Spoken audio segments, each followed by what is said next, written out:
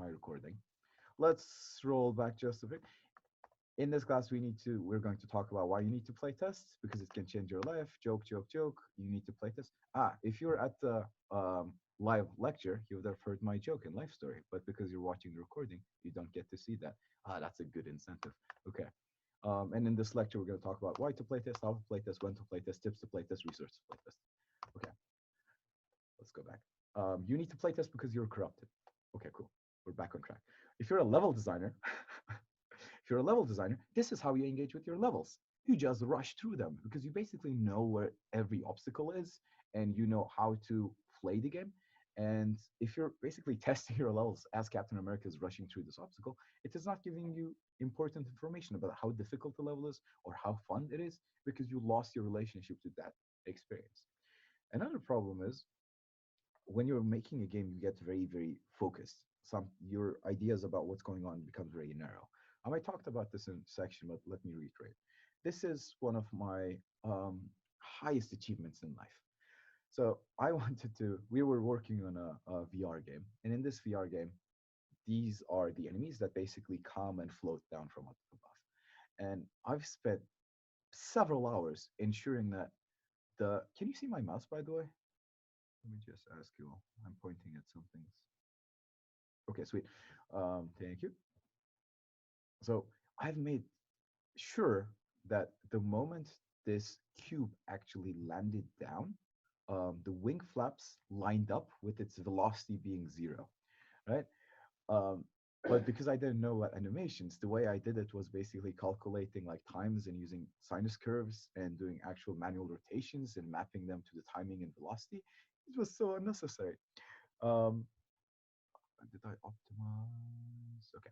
Um, it was so unnecessary. And the funniest thing was, this was a VR game, so at no point the player actually saw the box go down and actually flap its wing. People recognized the box existence when it was big and shaking and it was about to explode. Long story short, as a programmer, I invested hours in of my life to this wing flap, and the result of it was nothing. But because of my investment, I was attached to it and I was looking at those boxes, watching them come down with excitement and cheering every time the wing flap went down. This is not the experience that my players were having. Um, and yeah, unfortunately, the effort you put in doesn't reflect the perception of your players.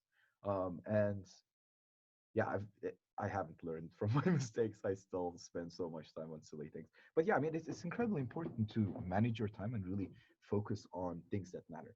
And the only way you actually understand things that matter is by putting it in front of the players. So yeah, the effort you put in doesn't reflect the perception of the players. Um, yeah, I was gonna show you my game that I made in. Yeah, let me just do that. I am going to show you the game that I made. Oh, voice check, reduce the volumes of your speakers.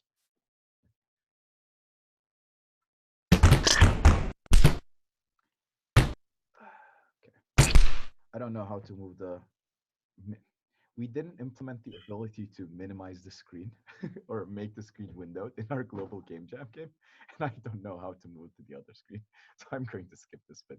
But effectively, because we were working on this game for 2 days straight, I was focused on the specific mechanic we were making. When I actually gave it to someone else to play, the way they engaged with the game was very different than the way I was engaging with the game, and the result of it was basically um, people not understanding how to play the game. Yeah, sorry about the sound. Okay, so this is why we play test. It can change your life. It gives you incredibly important information, and you, as a person who's working on the game, you're corrupted because you have an emotional attachment, because you have a very specific perspective, and and maybe because you played too much certain Darkest Dungeon games. So, when to play test? You play test yesterday. All right. That's pretty much it. You play test as fast as possible, but to be a little bit more specific, truly as soon as possible.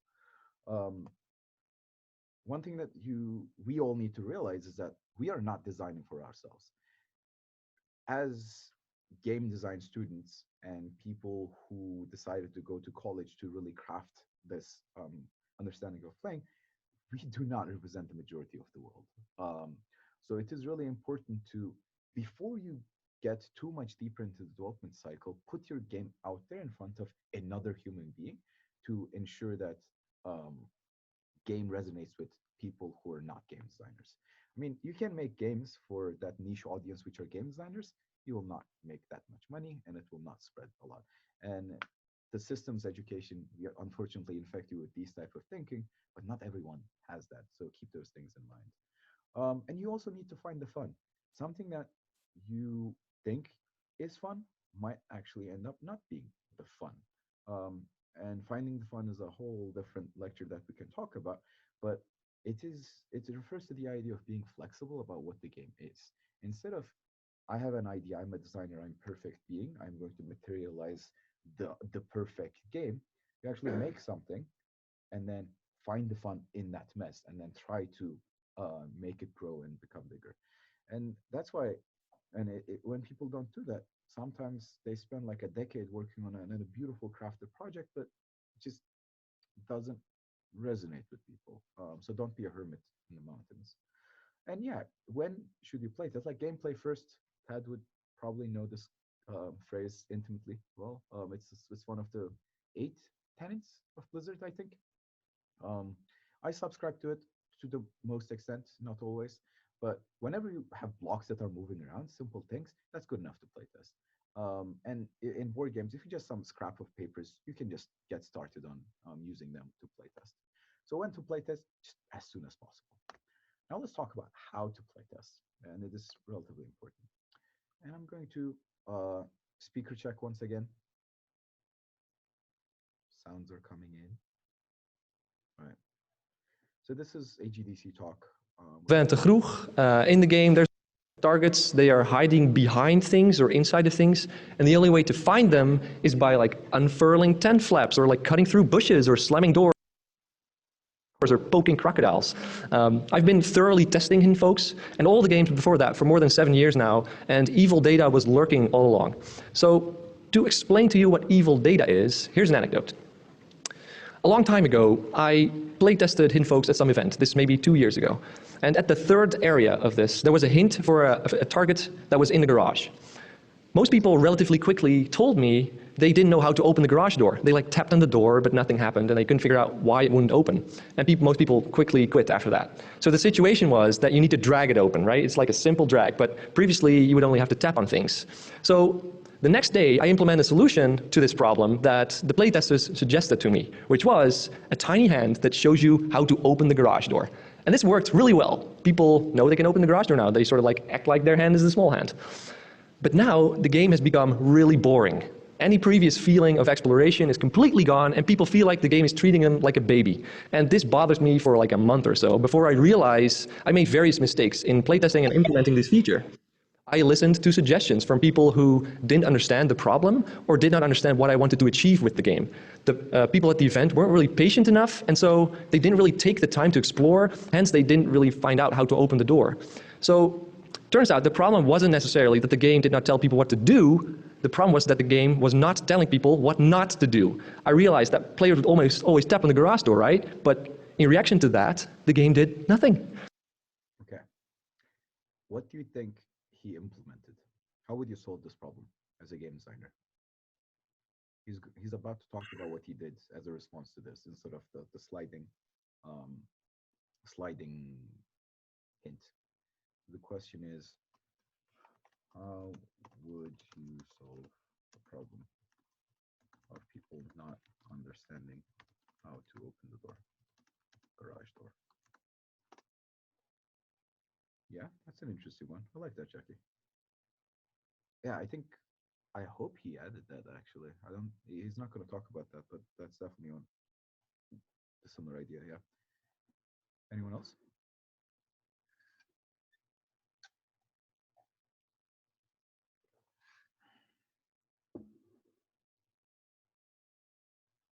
Oh, so you would actually change how the interaction would work. Interesting. Ah, that's an interesting one.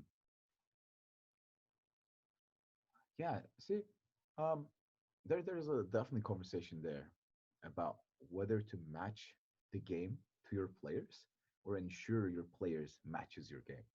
I'm in the camp that like we need to carry our players up so that they can engage with the game instead of changing the game itself. But it's a viable way to go. Yeah. Um, let's look and see what he did. And so what I did after like a month of thinking about this, I got rid of the tiny hand and added that if you tap on an object you're supposed to drag, it wiggles a bit in the direction of where you're supposed to slide it. And this worked like a charm. People more easily discovered that you had to slide it open, but most important of all, people had a giant smile on their face and they discovered it by themselves, you know? And this is just one example in which the playtesting results I got from, all the playtesting distracted me from making my game better. I was Make all interactions movement instead of just tap. Make all interactions move things instead of tap. But let's move on. But this is an interesting thing. I really like talking about solving game design problems and discussing with you all. But effectively, the point here was not necessarily how he solved it, but rather the contrast between what the playtesters told him to do, make it obvious how to move, and the effects of that. And I like contextualizing this tension, just like a doctor. You are the doctor. You are the doctor when you're designing the game. A patient comes to you, playtesting. The patient tells you what their problems are. And in most cases, because we are horrible patients, we just tell the doctor what to do. She's like, you should assign me this thing or that thing.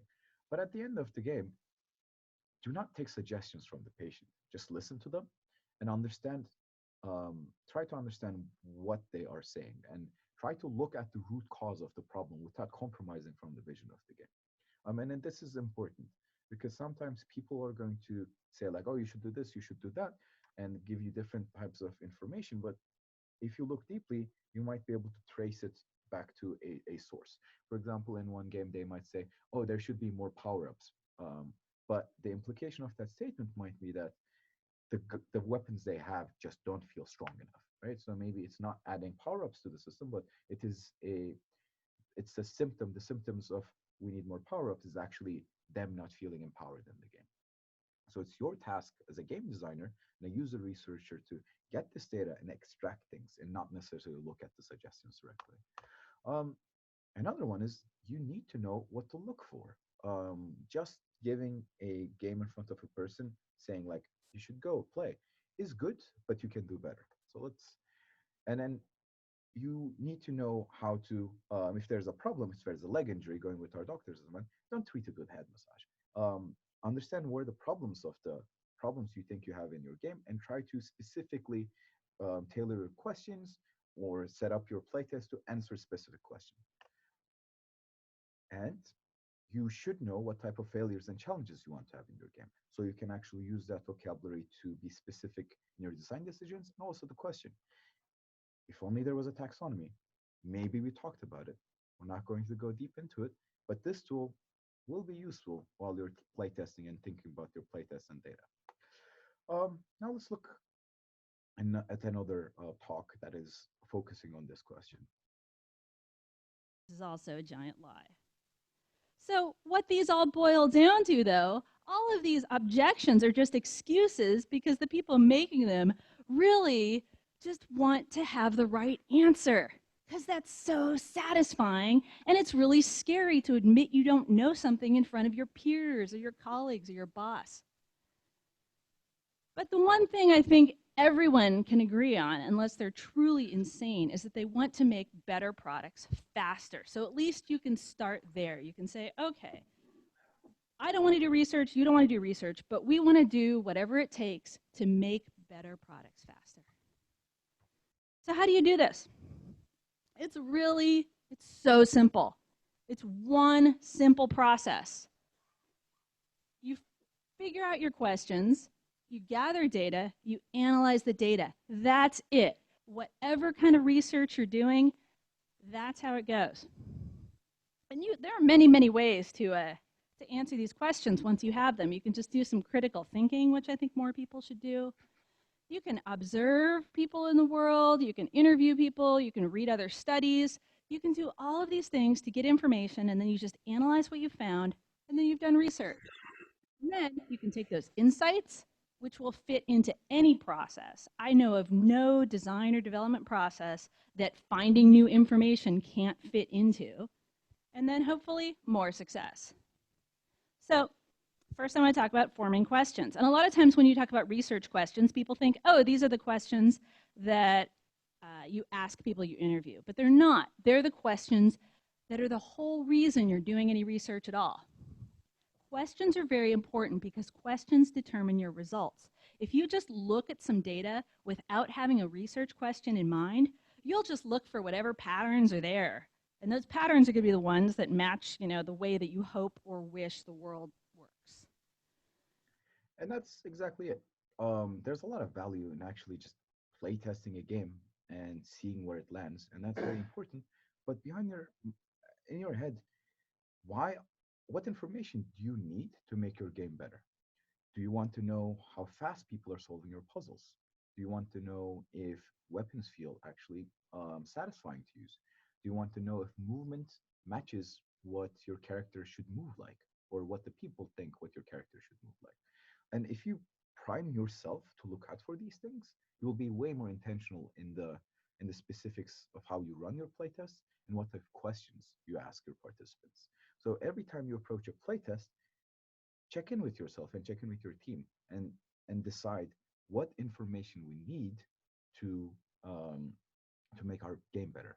What information do we lack to progress? And then just come up with questions and set up the playtest session so that you get those answers. And the most important thing, genuinely the most important thing about how to playtest is don't be defensive. We touched upon this before. The things that you're making requires so much emotional labor because you're investing in it, you're putting your soul out there. Making games is an art, making games is a craft, making games about personal stories, personal difficulties, stories that you're excited about. It's a vulnerable position to be in, and that's important to recognize. And you put your lovely little baby that is very ugly at that point in front of someone, and they just like kick it, and it hurts. Um, but you need to just, I'm not going to go with the baby kicking analogy any further, but do not intervene, regardless of whatever happens. Ish. Um, if they're struggling, let them struggle and watch how long they struggle.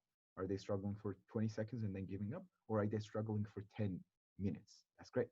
Um, the reason why I said ish is because if your goal about to playtest is to see how they react to the final cinematic, but there's a bug that doesn't, start the final cinematic, then intervene, fix the bug, and then make sure you're getting the data that you're interested in getting. Um, and yeah, your game sucks, and that's okay. Come to terms with this idea. That's why you're playtesting. And when people say like, "Oh yeah, this sucks," embrace it. That's okay. And every time someone looks you in the eye and say, "This game sucks," it will help the game become less sucky. Um, and the playtesting is very important to understand how it sucks and make it not so. So that's effectively how we playtest on the high level ideas. And specifics, we're going to go into the tips part, which is now.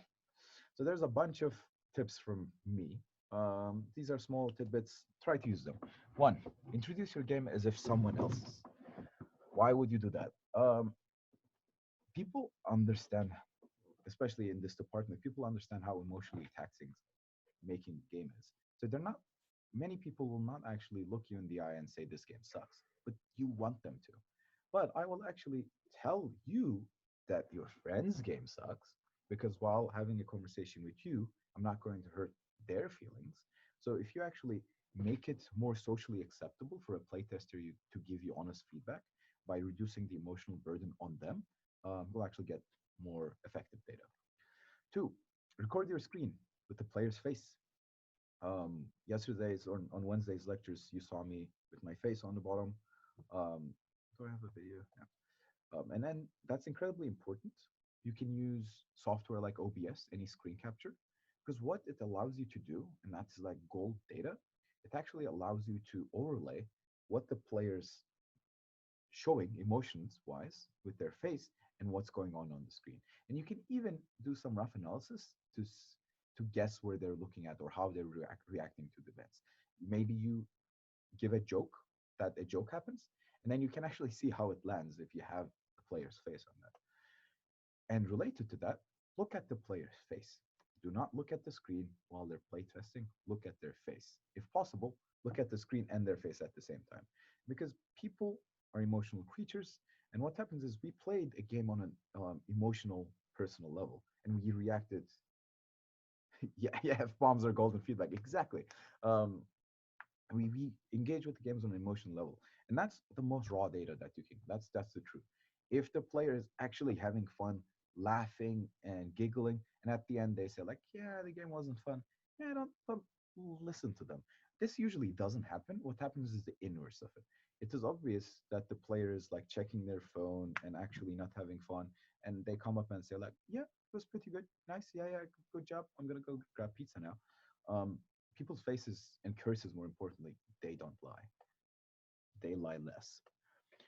Get quantitative data from the recording. Oh yeah, watching let's plays on YouTube or Twitch is a great feedback. Oh yeah, if you can actually get your game on the hands of let's players, that would be really good, because then not only you can see how a single person actually reacts to the game, but also the social circle around it. Be careful though. Let's players, Twitch streamers, YouTubers, they're actors. Um, Effectively they're paid to be acting. So be careful in how you consume. Oh wow, it happened on 170 games. Nice. I want to watch those things. Um, it's definitely a good source of information, but understand the context in which that information is collected. Yeah, those are actors. And going back to tip number four, after you have that recording, you can actually extract quantitative data. Um, if you have the means, it, it you can actually set up code to do the recording for you. But if you don't have it, you can basically just, you know, mm, count how many times the person died. And quantitative data meaning how many seconds did it take for this person to solve this puzzle? How many times did they die? How long did they try before giving up? That type of information. Um, I'm a data science person, so you can actually plot them and then see what type of mood you want them to get. So it's important to combine quantitative and qualitative data. If anyone tells you like one is better than the other, they're straight up wrong, because they answer different type of questions and they're valuable in their own rights. So don't disregard quantitative data. And in most playtests, we disregard quantitative data, and recording is a good way to capture that. Tip number five: Google Forms. So you have a common set of questions. Um, One of my graders, she gave me a beautifully crafted set of questions to ask, and they were specifically tailored for the things that they wanted to extract out of it. So some consistency is good.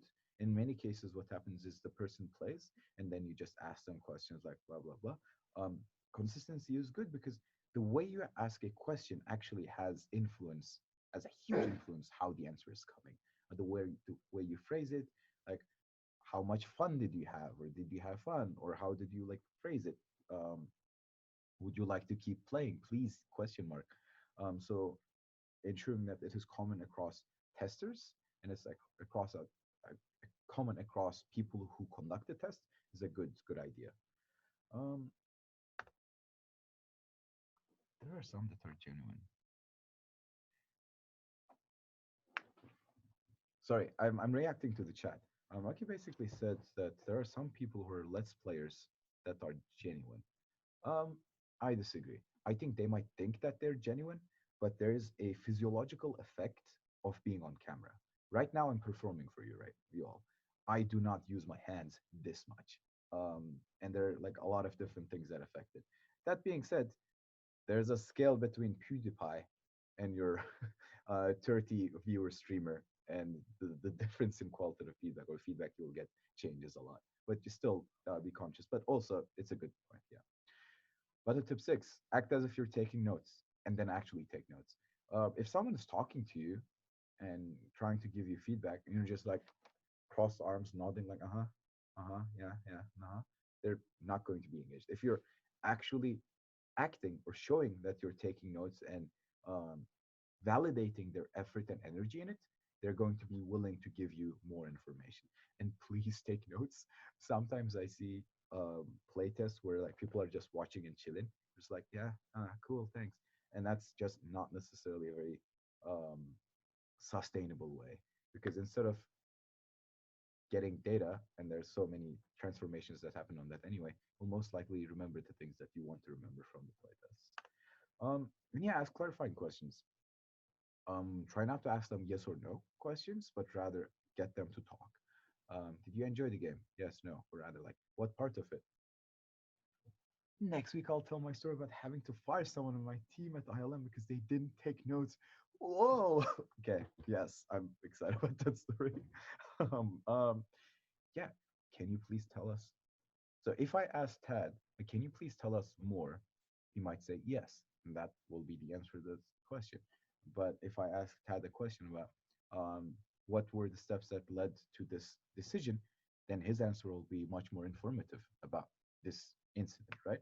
So very few yes no questions, more open ended questions, and guide the player to give you the information that you want to extract. If you say, like, oh, I didn't like how a system was working, just say why, which system, that type of thing. But to tip eight, go to the DME if you have a mobile game. Um, People have nothing to do there. They're just waiting. And I've never done this, but I really want to.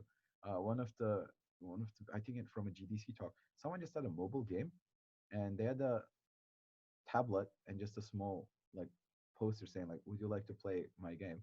And people are so bored that they just did it. So if anyone can do this and get information, please email me. I want to tell your stories about you going to the DME. I want to do it before I graduate from my PhD. Yeah, go to the DME. But to tip nine, playtest with different groups of people. And that's why DME is important, because the 18 to 24, or the bell curve of people who are undergraduates here, who are game design students, are a self-selected group. You are taking classes about these type of things. But once again, just like you, the designer is not the audience, the people around you are also most likely not the audience. So stepping outside of this comfort zone and just going to a coffee, um, going to the DME and engaging with people in that sense will give you different types of information.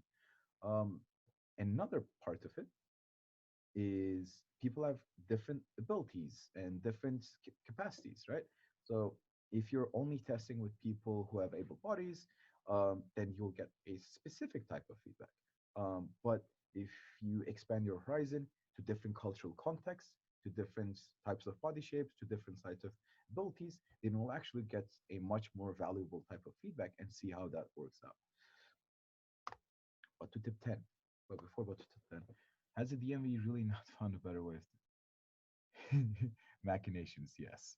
Um, Machinations would do good. Model the DME. That's an extra code to send now. Andrew Looney. I need to know who Andrew Looney is. We can talk about that. Why should we play test with non-gamers if our target audience are those who actually play games? uh, Non-gamers. What is a non-gamer? So I'm going to give you a very capitalistic idea. Let's say you are selling milk. And then 100 people, there are 1,000 people in your town, and 100 people are drinking milk. One approach to that would be to say, the question is, by the way, why should we play test with non-gamers if we want to target um, non-gamers? If we want to target gamers, why should we play test with non-gamers? Back to the milk. We have a town of 1,000 people. 100 people are drinking milk. So you say, like, I'm going to produce milk, and I'm going to sell my milk to only people who already drink milk. Then you'll only reach 100 people. If you actually make your game or milk production inclusive and reach out to people who are like, um, who are not drinking milk, and ask, why are you not drinking milk? How about we change our milk structure so that you enjoy drinking milk? Maybe they'll say, milk is too lactose full, and then you'll just come up with a non-lactose milk. And suddenly your market grew from 100 people to 500 people, or any number of people. So reaching out to your non-target audience is incredibly important in being inclusive. There's a tirade that I can go into about being inclusive and expanding our understanding of what is a gamer, what is not a gamer. That will take the rest of the class, and maybe we should actually have an open conversation about that. Um, I'll put a pin on that, but hopefully that contextualizes why we should actually go out of our comfort zone and reach out to people who we stereotypically deem non-gamers. And if you actually look at the data, the definition of a gamer might be surprising. Yes, that's the actionable outcome. Go to the DMV and ask why they're not drinking milk. And you might be wrong about what is fun in your game, right? So we talked about this before, where um, you have a specific opinion on how things are crafted and your own competencies of this one, but unless you actually put it in front of the people, that is not validated. And something that is a bug might be what the fun is in your game. There are a lot of questions and stories about fun of the game coming from a quirk. I mean, one of the examples in Civilization, how Gandhi becomes a nuclear warmonger. It's a quick story. So effectively, Gandhi has every character has a different level on aggression and all that type of um, skills in Civilization. It's a strategy game, and then Gandhi has the lowest number of aggression, which is one in that case, I think, or zero. Um, but if any entity, any civilization switches to a different style of ruling, like democracy, those numbers actually change. So if you go to democracy, your aggression level goes down, and the scale is from 0 to 10. Um, but because Gandhi's aggression level is zero, when it goes down, instead of it being -1, it actually loops back up and it becomes 255. So in a game where the aggression scale goes from 0 to 10 and how the AI is conducting it, the aggression level of Gandhi becomes 255. And that was a funny, quirky thing that came up from playtests and actually became a part of the game. It wasn't a really good example because it's not the core part of the game, but I'm sure I can find other ones and talk to you later. Levin, ensure that they can feel they can walk away. What I mean by that is if you trap your playtesters and create an environment where it feels like they don't have the ability to just say like, okay, this is it, it'll go away. They'll probably just keep playing the game to please you, and that's not going to be information that you that has the highest quality. Um, do not explain anything, and that's not a tip. That's a rule. Uh, it is probably one of the most frustrating things to see someone struggle at a game, especially if you're an expert. And what is even worse is see someone struggle at a game if you made the game. Just like, no, no, no, like, just do not press that. Just like go that way. Um, please contain those emotions. And if the amount of struggle they have after like minutes of trying will cause the playtest to end there, the moment they give up, like you can step in to just like get more data. But it is definitely important to just like do not touch, do not interject, and do not say anything. Tip 13: the playtesters will say things you already know. They're going to say, "There is no audio in this game. The colors are bad. Just take it." The moment you start arguing with a playtester, or the moment you say, "Oh yeah, we already know that. Don't worry, we got this," you will corrupt the interaction. And that the playtester might think, and they will think, it's like, okay, well, if you already know everything that I have to say, then why are we even having this conversation? Sure, like, okay, I gave you this idea. You said, I know this. I gave you this idea. I know this. Why should I give you the third idea that I have? It is difficult. It is genuinely like gut wrenching to just like sit there and like take it. But in the long run, that will facilitate a better conversation, a better extraction of data between you and the players. And finally, is that finally? Yes, finally, be proud. Playtesting is a space where you become vulnerable. And after every playtest, it might be exhausting. It will be exhausting, but good job. Like you put something out there, you put it in front of the people, and you got something out of it. So that's probably not the most important. Not interjecting is the most important one. But be proud. And let's call it the second most important. Be proud of running a playtest and putting something out there. It requires courage. Good job. And yeah, this roughly encapsulates the tips I have for playtesting. And I'll probably keep updating this list as I gather more. Um, so at this point, does anyone have their own playtest tips that they would like to share with the class? with me so that I can steal your ideas and not credit you going forward.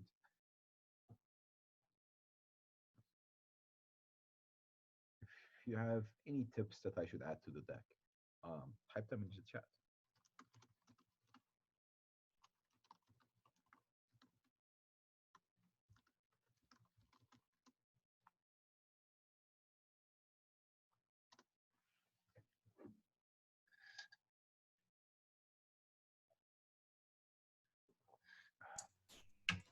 While we're waiting for chat reactions. So one thing I wanted to add too, as you were talking, and it's kind of related to finding the fun. We don't do a great job of this in the way that we have our program structured here, but sometimes playtesting is also a way to actually find the game that you're making. You may think you're making one game, but through playtest, you'll kind of discover a different game. You actually using playtest as a design tool. We have such short timelines for all your projects. We don't really kind of build that into the way that we teach here yet. We talk about it a lot. This is also another reason why game jams are so great, for two reasons. One is because it's pretty much, you don't have time to come up with a fully formed idea and then start making it. You have to start making it and find it while you're doing it. Game jams also force you to start testing garbage looking things because there's no time to make them. They may remain garbage until the end, but at least you'll know that they work as games. So we got to find a way to do that better, but it's definitely playtest is another can be a powerful design tool as well. Yeah, definitely. Prototyping and seeing how people engage with it, and just like, oh, the physics system is so much fun, instead of actually blowing the thing might really lead you to places. Physics is fun. Throwing things around is fun. Thank you, Dad. And Will said that the team used playtesting to inform troublesome problems. They had a loose camera and didn't know where to take it. Yeah, nice. Yeah, definitely. I really like that approach of recognizing, like, oh, there's a problem. Let's just put it in front of the people and see how people actually engage with it and try to solve it and then capture that. Yeah, that's a really good idea. And one thing that I haven't really explicitly discussed is the difference in different methodologies of playtesting, and maybe in later lectures we can go into that. But there's differences between playtesting and usability testing. And the the specifics really change depending on who's talking about it, whether playtesting is one way, usability testing is one way. But once again, similar to the idea of having an opinion or a decision as to what you want to extract, you can say, okay, in this playtest, we actually want to see if our tutorial works and the player can understand what buttons to press, and what type of information you want to give to the player. Whereas in the other ones, you can actually say, okay, game feel, we want to test that, and tailor those questions in that way. Um, have multiple ideas in mind before you start playtesting. Oh yeah, that is true. Having different ideas would, in many cases, is useful. And as the playtest goes, I think you can change them. So, are you talking about how? What do you mean when you say having multiple ideas in mind before you start playtesting? Multiple ideas of what specifically?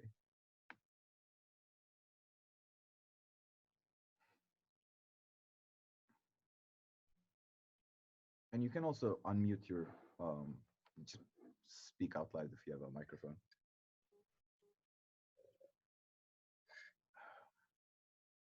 Yeah, we're still trying to tease out what is the best way to engage with people over Zoom.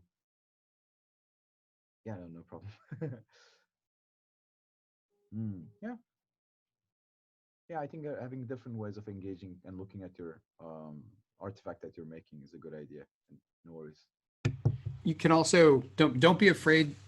There's different kinds of playtests you can run. Same idea as usability is different than playtesting, but to Erica's point, you may have a specific thing that you want to get feedback on during a playtest. You can have very specific.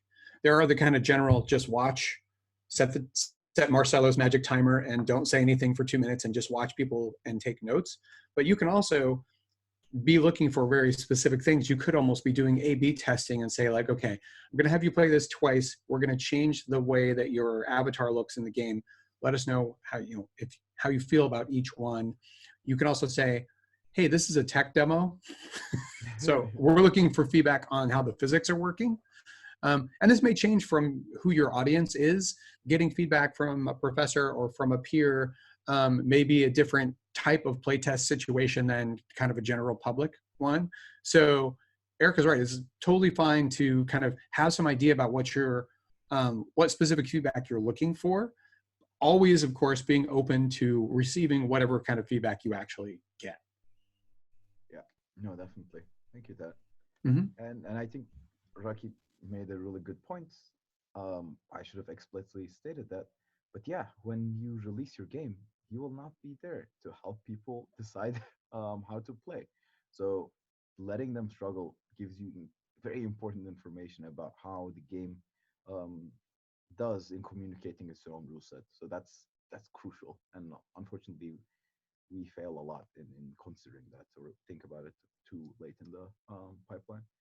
An odd question. How would you propose being in a playtest environment when you only have backend coding stuff to complete? Um, Add some more context. So you are running the playtests and you are the programmer doing the just like backend coding.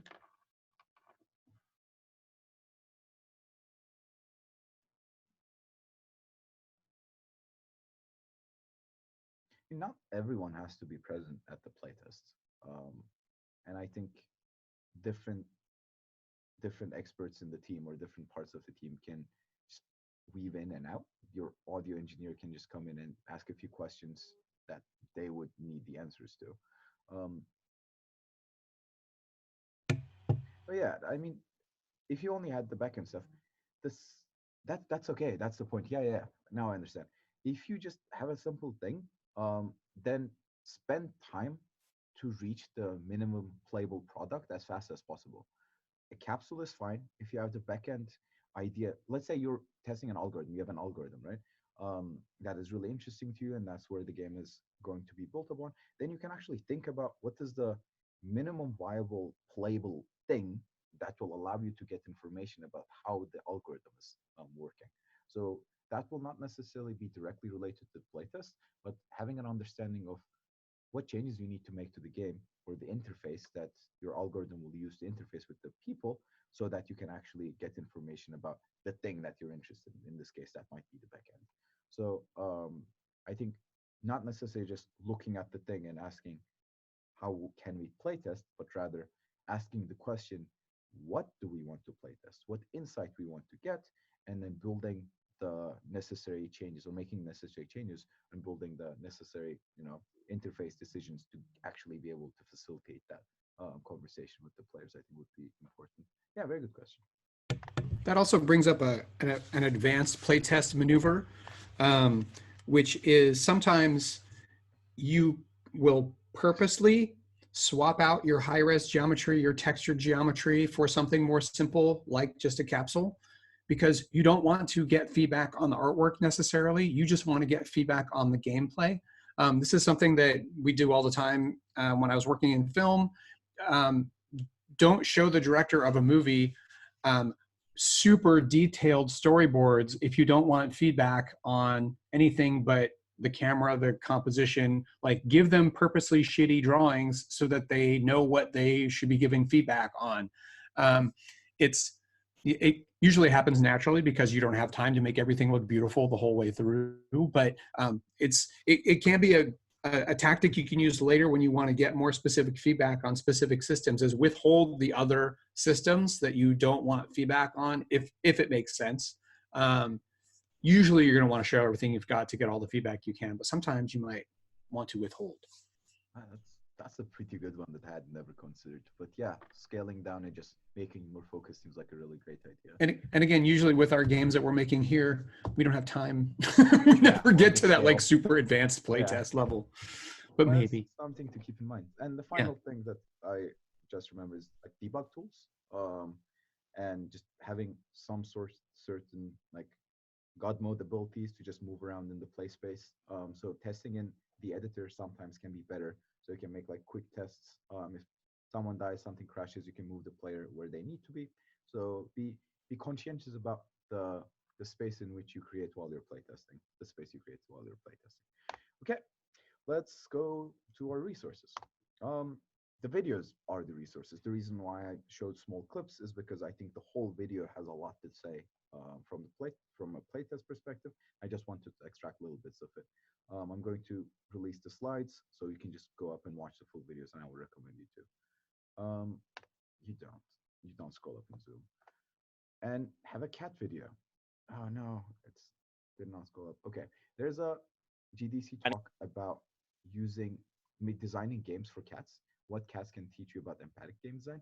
It's incredible because this person had to figure out how to play test with cats. And you can't ask them very specific questions.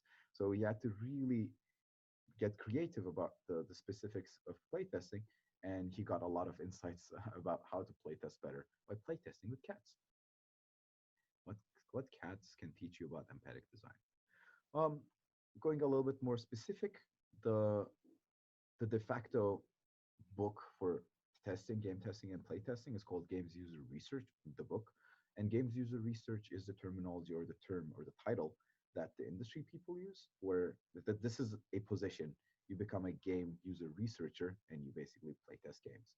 And this book has a lot of information, and it is compiled by industry veterans that are in this field.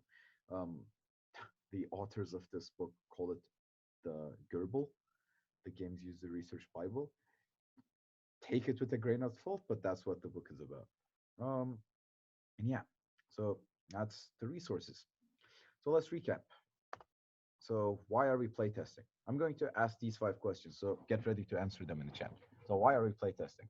Just type them out in the chat. Let's see if you pay attention. I'm looking for one specific answer. Why are we playtesting?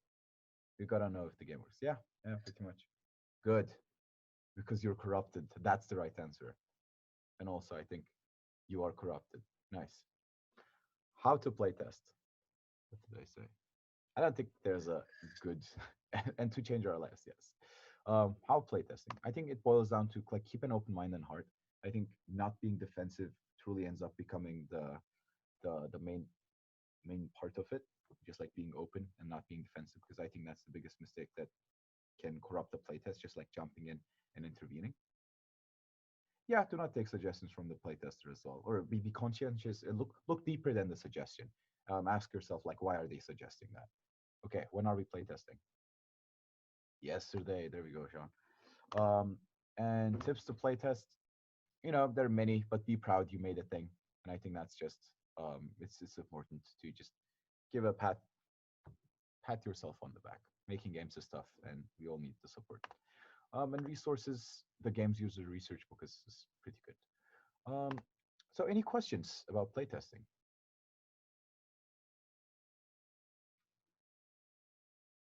Or any other part of this whole conversation? And yeah, we recorded it and we're going to put it up soonish.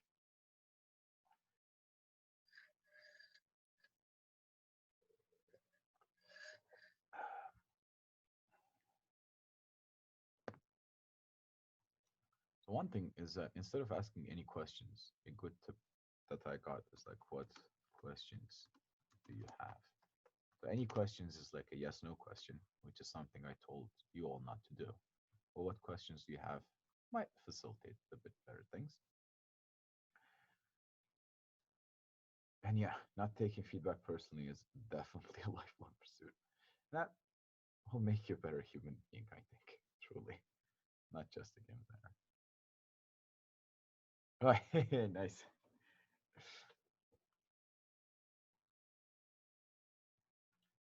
Okay, if there are no questions, then I'm going to